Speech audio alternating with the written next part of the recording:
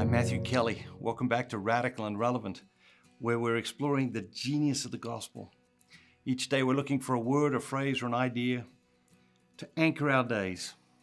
So sometimes the whole reading can be long, sometimes it can be confusing, sometimes there can be parts that you understand and parts that baffle you.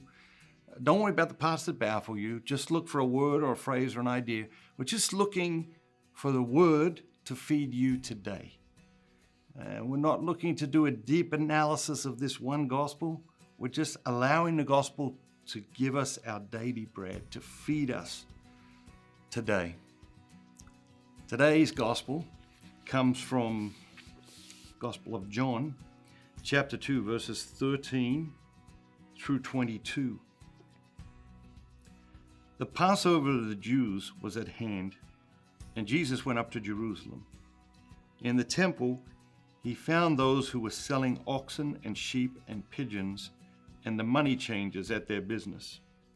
And making a whip of cords, he drove them all, with the sheep and the oxen, out of the temple, and he poured out the coins of the money changers and overturned their tables. And he told those who sold the pigeons, "Take these things away. You shall not make my Father's house a house of trade." His disciples remembered that it was written, "Zeal for thy house will consume me."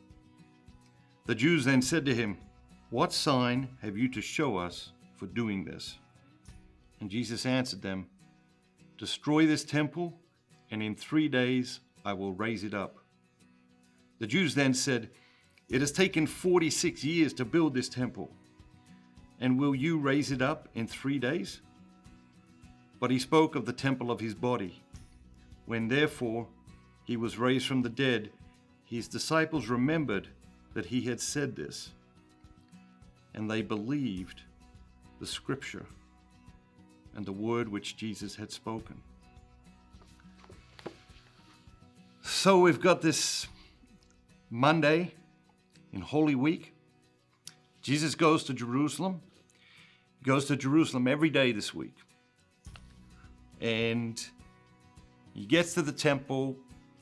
All this is going on. Puts together whips. Drives them all out. What is it that strikes you in today's gospel reading? Is there a word?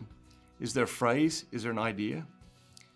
The wrestle that I see between Jesus and his opposition, Jesus and his enemies, and even sometimes Jesus and his followers, is their inability to shift paradigms. Jesus came, he wanted to completely shift the paradigm. And very often those who are arguing with him are stuck in an old paradigm.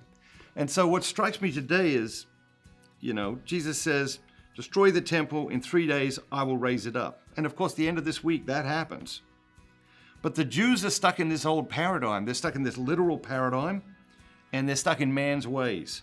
And they say, hold on a minute, it took 46 years to build this temple. Who is this lunatic who thinks he's going to knock it down and build it again in 3 days?